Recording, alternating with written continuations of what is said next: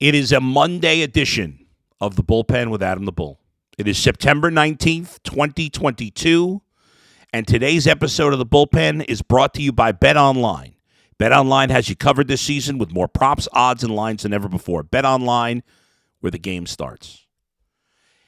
Where the game started yesterday for the Cleveland Browns is not where it should have ended. What I saw on that field, there is no excuse. I said it on Friday's Ultimate Cleveland Sports Show.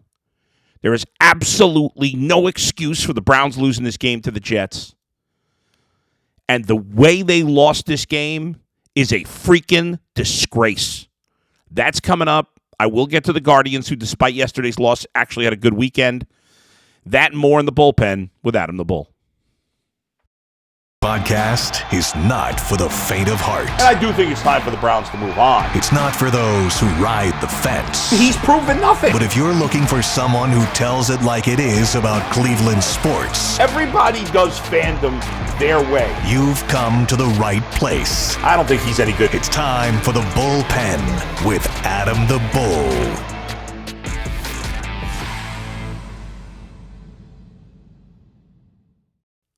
Folks, the Browns blew a 13-point lead in the final 2 minutes and lose to the Jets 31-30. How about this stat from ESPN Stats and Info? Let me start with this. NFL teams had won the last 2,229 consecutive games when leading by at least 13 points in the final 2 minutes. The last team to blow such a lead, the Browns, in Week 9 of 2001 against the Bears. This had not happened in over 20 years. We were on live, as you know, as many of you know. We were on live in the Ultimate Cleveland Sports Show postgame show. We came on at the 2-minute warning. The Browns scored a touchdown just as we came on the air to go up by 13. And then from there, it all went to hell. Cade York, who listen, I think this guy's going to be a great kicker. I don't want to kill him too much for missing the extra point. But fans doing chants for a freaking kicker. I don't want to see one more tweet about a 70-yard field goal in practice. I don't care. The obsession over a freaking kicker is a loser mentality, and we need to stop it. It's good that you have a good kicker. He's got to make that extra point. Got to make that extra point. And then from there, Denzel Ward, who we're paying a boatload of money to, what the hell happens to him? The Jets get a 65-yard touchdown? How do you allow that to happen? Now, half the people want to fire Joe Woods. Half the people want to fire all the players. There is plenty of blame to go around. And here's the bottom line on this freaking defense, okay? We hyped up this defense coming into the season. People thought they'd be top 5, best defense, all these great talent. And they do. They've got a lot of talent there. But you know what? Just because you're talented doesn't mean you always play well enough. And they, frankly, since the third quarter against Carolina last week, have played like absolute crap. They stunk in the fourth quarter, and I think what we all thought would happen, I certainly know what I thought would happen, was that the Browns, all right, they had a couple of blown coverages in the fourth quarter, let Carolina get back in and take the lead. They got the miracle field goal. They will learn from that lesson, and we will not see that happen. Instead, we saw the opposite. We saw missed assignments all game, not just in the fourth quarter, but when it mattered the most, the Browns choked away a 13-point lead with under 2 minutes to a team that had no timeouts. A missed extra point, a 65-yard touchdown throw, an onside kick that you knew was coming. And then you let Joe Flacco methodically move the ball down the field and a rookie score a game-winning touchdown. Then you had one more shot. You actually had a chance if Jacoby Brissett had not thrown that pick, and I don't want to kill him because he played as well as he could. And they played well enough to win. The defense and special teams gagged it away. But he doesn't throw that pick. They complete a pass there. Maybe they could try another field goal to win the game. Who knows? But it didn't happen. And everybody on this team needs to look themselves in the mirror. The Browns can't afford to give away games early in the season because we know what's coming on their schedule in the next bunch of months. Once the calendar turns to October, November, these games get hard, and you're not getting Deshaun Watson until Game 12, Week 13. It was just pathetic. Myles Garrett, not good enough. Linebackers, not good enough. Defensive tackles, not good enough. Denzel Ward, you were awful, man. I love you. I love Myles Garrett. I love Denzel Ward. But you know what? You got to play better. Sick of talking about how good these guys are. They got to do it on the field consistently. You blew it to an old quarterback and young weapons with a bad offensive line. You'd never know the Jets had a rookie at right tackle and a left tackle who was just playing right tackle, had to switch positions. You'd never know it. They got barely any pressure the whole game. And Myles Garrett, again, Myles is one of my favorite guys, but I got to keep it real. Don't tell the fans not to boo. We know you're playing hard, buddy. Okay? The Browns are getting paid zillions of dollars. NFL players get paid tons of dollars. One of the negatives they got to put up with is booing. Suck it up and get over it. The players should never tell the fans not to boo. Now, if you're doing something inappropriate, throwing things on the field, saying things inappropriate about somebody's family, cheering for a guy who's hurt, okay, then it's okay to take a shot at the fans, because I would too. But every Browns player deserved to get booed at the end of the game. And for Myles Garrett to say, well, they shouldn't, that the most disappointing thing was that the fans booed? Really? Come on, Myles. I love you, man. But you can't say that. I mean, he can say whatever he wants, but I'm going to criticize him for it. That's ridiculous. The Browns 100% deserve to get booed. Doesn't matter how you play, how hard you play. You played a lousy football team and you lost. Maybe you're a lousy football team. It's not good enough. You guys gagged one of the, I mean, you can't, can you lose a worse September game than this? And I'll say September because, you know, the playoffs weren't on the line. Now, ultimately, this loss might cost them the playoffs. Who knows? It's not a playoff game. I get it. But an early season game, you really can't get away. You can, and the Browns and you fans have suffered through so much crap. But this game was in the bag. In the bag. Now, lots been made of should Nick Chubb have scored. He scored the touchdown right before the 2-minute warning on the last play. Remember last year he took a knee at the 1. Every play. Now, I don't blame Nick Chubb for this, and I didn't really, to be completely honest, I didn't think about it until after. I blame the coaching staff, and, you know, I know a lot of people are going to say, well, everybody does it. You should have won the game, All true. But if Nick Chubb, if they tell Nick Chubb, hey, just go a couple of yards, stop at the 1 or whatever, you know, have some awareness as a coaching staff, I can't kill Nick Chubb for that. I'm blaming the coaching staff on that in this particular case. I got nothing bad to say about Nick Chubb. He's a stud. He's a star. I got anybody criticizing him personally is an idiot, even though he had the wherewithal last year to stop at the 1. In this case, I'm blaming the coach. If you stop at the 1, all right, it's a minute 55. You come back from the 2-minute warning, and, well, you know what, though? Now that I'm kind of rethinking about it on the air, it was it would have been, would they have had a first down? I got to remember now. Now I'm like second guessing whether this could have worked. All right, I got to go back to the play. We're going to do this live on air. I got to remember if it would have been a first down if he had stopped at the 1. Not easy to do. Again, I'm not criticizing Nick Chubb at all. Maybe the coaching staff should have said something. Okay, so let's go back to it. The Browns had, come on, my freaking computer. All right, yes, it would have been a first down. So if Nick Chubb had taken a knee at the 1, it would have been 1st and goal at the 1. And then you would have snapped it, you take a knee, you run 40 seconds off the clock. By the time you snap, So you take a knee on first down. It would have been first down. You take a knee. By the time you snap it for second down, you're going to be down to, let's say, 115. Okay? You take a knee, run another 40 seconds. You snap it for third down with 35 seconds left. And you snap it third down with 35 seconds left, and the clock runs out. They could have ran out the clock. Yeah, I was right. I mean, it's just, for a second, I was like, wait a second, are we wrong about this? Would it not have been a first down if Chubb had stopped at the 1? And again, I know some people blaming Nick Chubb. I refuse to do that. But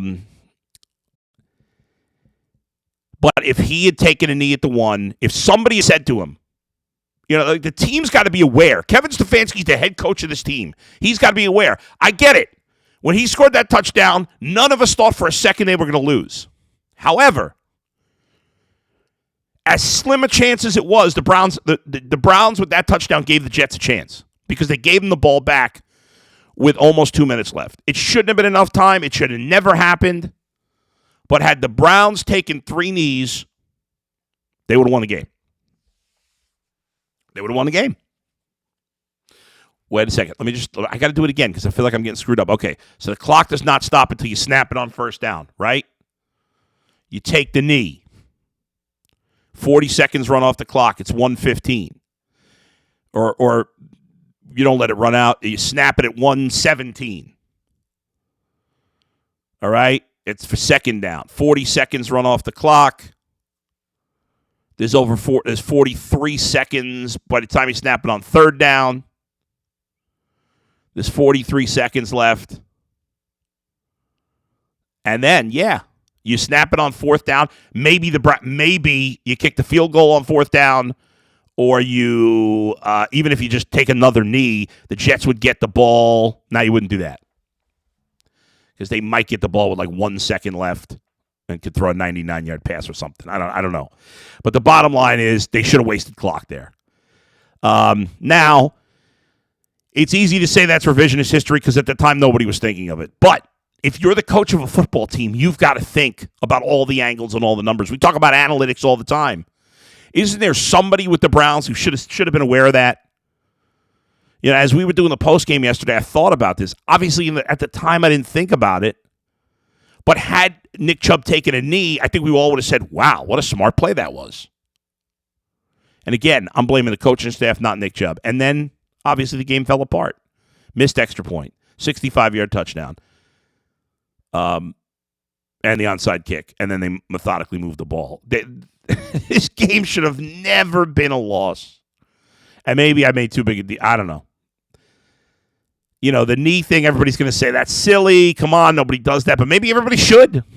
The Browns win the game 100% if they take a knee at the 1, get a first down, and run the clock. That's it. Because there was under 2 minutes left, and you had 3 plays to run the clock. I can't believe it. I mean, I guess I got to be like everybody else right now and just stunned disbelief. All right. I'm going to get into some more details on the game. Looking ahead to Thursday's game with the Steelers. Quick turnaround, which I think is a good thing for this team. We'll get to the Guardians later as well.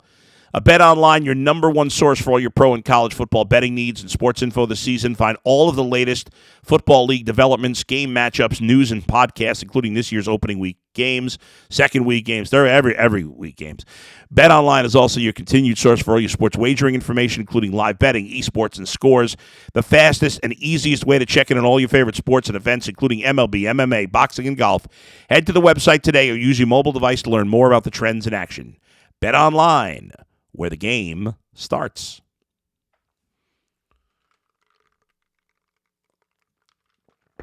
So, of the many, many things that are disappointing in this game, it's like you played a bad team, you were at home, you had a chance to go 2-0 for the first time in 30 years. You would have been the only 2-0 team in the division because the Ravens, Bengals, and Steelers all lost. And Jacoby Brissett played as good a game as he could play. If they had, until that last pick, he had been 22 of 26, a touchdown. He had averaged over averaged 8.5 yards per attempt. Nick Chubb ran the ball well. Kareem Hunt ran the ball well. Amari Cooper had a monster game. Caught 9 of his 10 targets for 101 yards and a touchdown.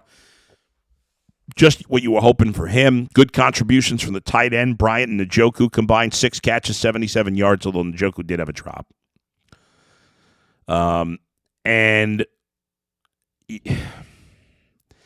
so from an offensive standpoint, the game went just the way you wanted it to go. They ran the ball well. They passed just enough. Brissett didn't really get it down the field too much, but he passed enough.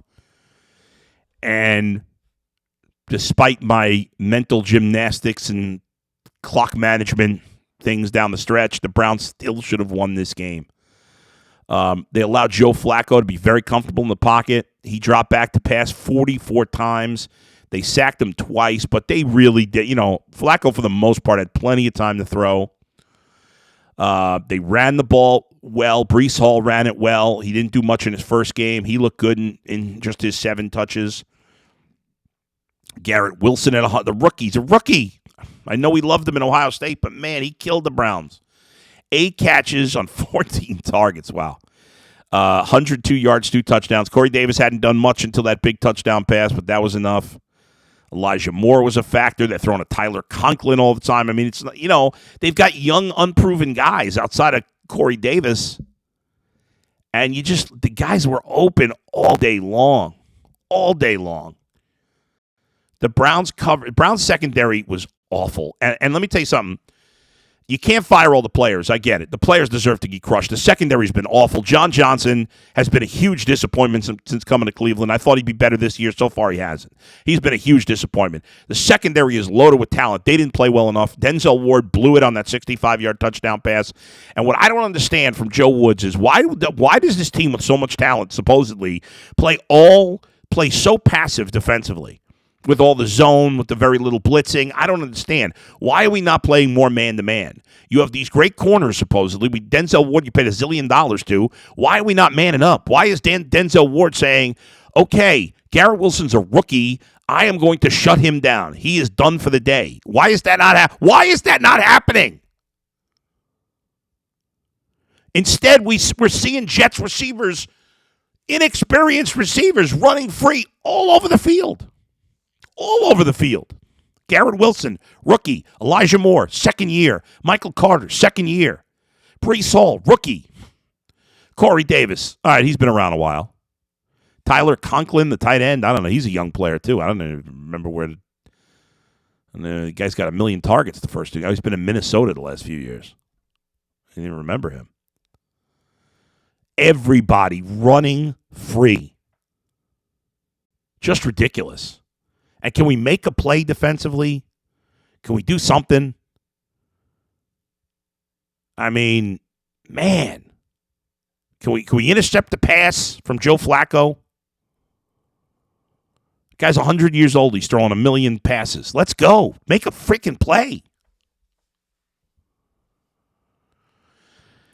The only positives out of this game is Nick Chubb continues to be a superstar. Jacoby Brissett played well, even used his legs a little bit. Amari Cooper had a great game.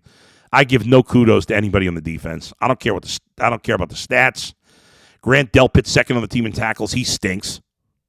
The safeties have been awful on this team. Just dreadful. Ward was garbage. Nothing. Myles Garrett, non-factor in the game. We need more.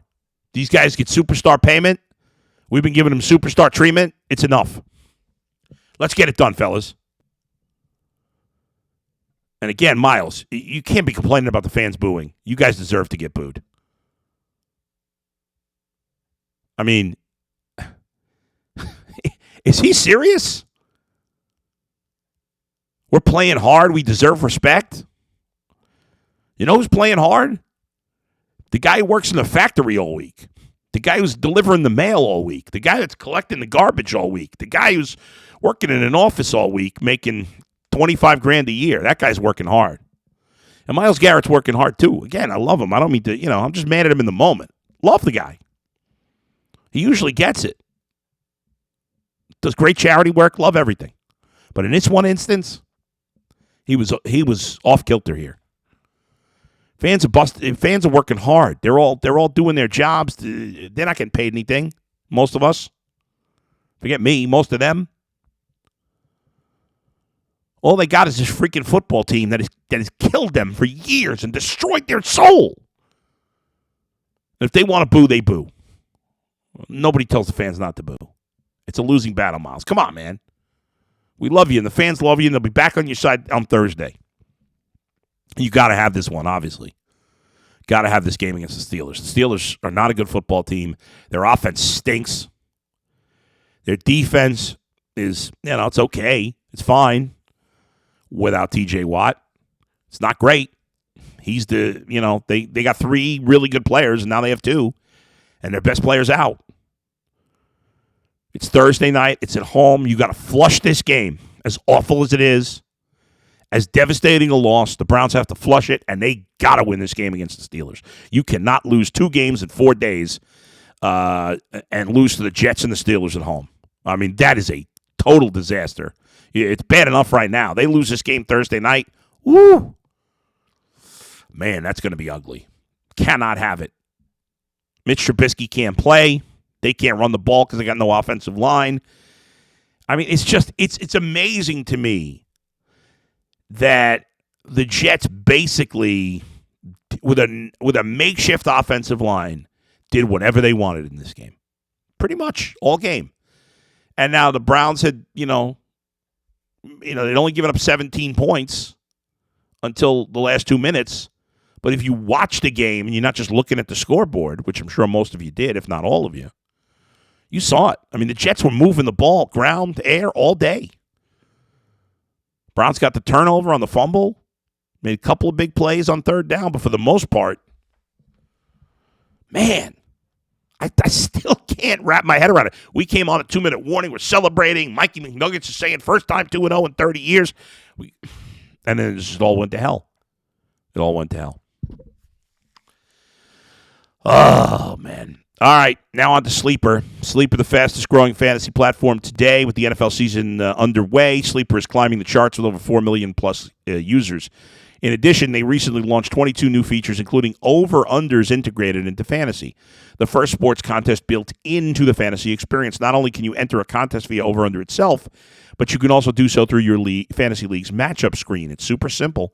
First, in any sport, choose 2 or more players you like and pick the over-under. For example, rushing yards in football, number of points in basketball. Then choose the amount of money you want to enter into the contest. If you pick correctly, you can win anywhere from 2 to 20 times the money you put in. The main reason I'm excited about Over-Under on Sleeper is that it's the only app where I can join my friends' contests and play together. It's got a built-in group chat where I can see and copy my group picks with a tap of a button. It's insanely fun to ride it out together. So stop what you're doing and download Sleeper now to play their over-under game. Have fun with your friends, make some money, talk some trash. It's going to be beautiful. On your mobile phone, join our listener group on Sleeper at sleeper.com/lockedonbets or sleeper.com/lockedontoday. And Sleeper will automatically match your first deposit up to $100. Again, go to the promo code sleeper.com/lockedonbets or sleeper.com/lockedontoday, and you'll get a $100 match up to a $100 match on your first deposit. Terms and conditions apply. See Sleeper's terms of use for details. All right, quick break.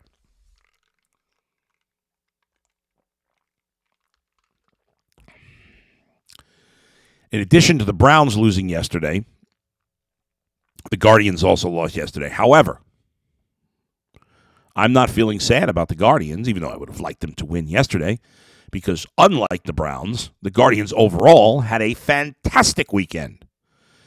After they lost the Thursday game to the White Sox, they bounced back by beating the Twins on Friday, 4-3, game they were down 3-0, and then sweeping a doubleheader on Saturday, 5-1 and 7-6. Now, the nightcap went 15 innings, which is crazy, considering with the runner on second base and extra innings, we almost never see games go more than 10, 11 innings these days. But that one, 15, they blew a big lead, but they showed a lot of, grit. Blew a 5-0 lead in the eighth. Karinchak gives up the home run to Nick Gordon to tie it. They go behind 6-5. Was it in the 11th? I can't remember now what inning it was that the Twins took the lead. Was it the 11th? No, it wasn't the 13th. They come back, tied up at the bottom of the 13th, and they thankfully win it in the 15th. Now, they lost yesterday, couldn't get anything going offensively, but before this series, they got one more game with the Twins this afternoon at 1:10, and I would have been fine with 3 out of 5, even 2 out of 5, because but they've guaranteed themselves 3 out of 5, and hopefully they can win the finale of the series today. You have, 16 games left on the season. You got Minnesota this afternoon. Then they go on the road. 3 at the White Sox, 3 at the Rangers. Then a day off, and then a 9-game homestand, 3 with Tampa and 6 with Kansas City. Guardians are in great shape, but it's not over yet. The Twins are probably done. The White Sox are not. You got Cal Quantrill going today against Sonny Gray. It's a good pitching matchup. We know what Quantrill's been. Sonny Gray's been really good. And in the White Sox series, you're going to have McKenzie and Bieber Wednesday and Thursday. The Guardians have not announced their starting pitcher tomorrow yet, but obviously that's a big series. And then the White Sox and Twins will play each other a couple of times before the end of the year. But after the White Sox, if they could split the next 4 games, hopefully take 3 out of 4, but even if they split the next 4, and then you've got 9 of your final 12 against Texas and Kansas City, and all 6 Kansas City games at home, the Guardians will be in great shape. And 9 of 12, even the 3 against Tampa at home. And they'll have McKenzie and Bieber pitching in that Tampa series. Corey Kluber, as of now, is scheduled to pitch here in Cleveland a week from tomorrow in the first game of that series. We'll see how it ends up. But the Guardians are facing some tough pitching here. Sonny Gray's good today. Got Dylan Cease, Lance Lynn, and Lucas Giolito, the White Sox 3 best pitchers right now, going this week. They'll have to face John Gray in Texas, is a pretty good pitcher. Kluber's been decent for Tampa. I think they're going to face Jeffrey Springs, who's been good for Tampa in that series. So you're going to face some tough pitching, and there's going to be a lot on the shoulders of Quantrill and McKenzie and Bieber. And let me tell you something. About 2 months ago or so, roughly, I was really getting worried about Bieber. He was pitching okay, but he just didn't look like the same guy. And since that point, you remember, he was like pretty good in June, but not great. And then he had that stretch early July where he got smoked against the Tigers, and then he came back for the last start before the All-Star break, pitched well against the White Sox, won a complete game, and then his first start after the break again against the White Sox, he got smoked. And since then, he has not given up more than 2 runs. One game, the game against Baltimore earlier this month. He gave 3 runs. Besides that, he's not given up more than 1 or more than 2 in any start. And in fact, if you look at his last 10 starts, he's given up 1 run or less in 7 of his last 10 starts, which is pretty amazing. The numbers have been fantastic as of late. 31 strikeouts, 3 walks in 4 starts this month. He's given them innings. He's throwing strikes. He's not giving up a ton of hits. He's outside of that Oriole game where he gave the 3 solo home runs against the Orioles when they lost 3-0. I think he's only given up 3 home runs since the All-Star. Since that first start after the All-Star break with the White Sox. So he's keeping the ball in the yard for the most part. He's pitching really well. 2 excellent starts against the Twins his last 2 times out. So he's leading the way. He, McKenzie, and Quantrill got to lead their way into the playoffs. So where do we stand with the Guardians having 16 games? Remember the season, because of the lockout in the beginning of the year, the season's not ending on a Sunday, it's ending on a Wednesday. So instead of the season being over 2 weeks from yesterday, it's going to be over 2 weeks from this Wednesday. So we have 17 days left on the schedule. The Guardians have 16 games left. They've got a shot, if they play great down the stretch, of winning 90 games, which nobody would have guessed before the season. They are 79-67. If they could go 11-5, they will win 90 games. I think they can do it. We'll see. They lead the White Sox by 3.5 games in the standings, but really the important number is the loss column, where they are 4 up on Chicago. 4 up. So obviously these next 4 days are big.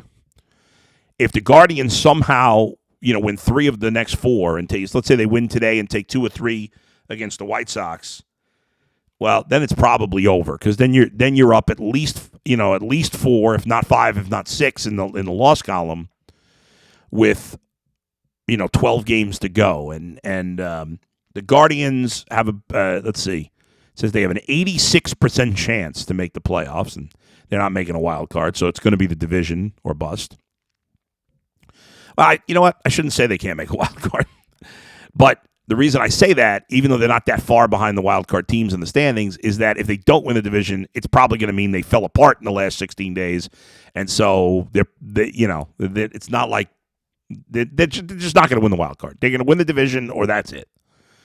And it's down to them and the White Sox. They've got a 4-game lead in the loss column. They can take care of business here. Twins at home, and then a big 3-game. That White Sox series, that's going to be huge starting tomorrow. Huge, absolutely huge. So it all comes down to this, and then who will, if they can make it. You talk the Blue Jays, Rays, Mariners. You're going to be playing one of those teams in the first round of the playoffs. They're all pretty close to each other. Those are going to be the 3 wild card teams, most likely. And off you go. So overall, even though you disappointing loss yesterday and was kind of off the radar compared to most things, still a great weekend overall for the Guardians, and hopefully they continue with a big game and end up taking 4 or 5 and putting the final nail in the coffin for the Twins today. All right. Got to shake it off, right? Got to shake off that terrible Browns loss. It's going to be hard to get the taste out of your mouth, because even if they bounce back and win against the Steelers on Thursday, we're still all going to be thinking, damn it, they should be 3-0. If they lose, oh boy, Friday's going to be ugly. The Thursday night post game live on YouTube with me, G, Jeff, and McNuggets. Ooh. Let's hope it doesn't get to that. Let's take care of business against the Steelers. I'll see you all tomorrow and on the Ultimate Cleveland Sports Show right here in the bullpen. See everybody.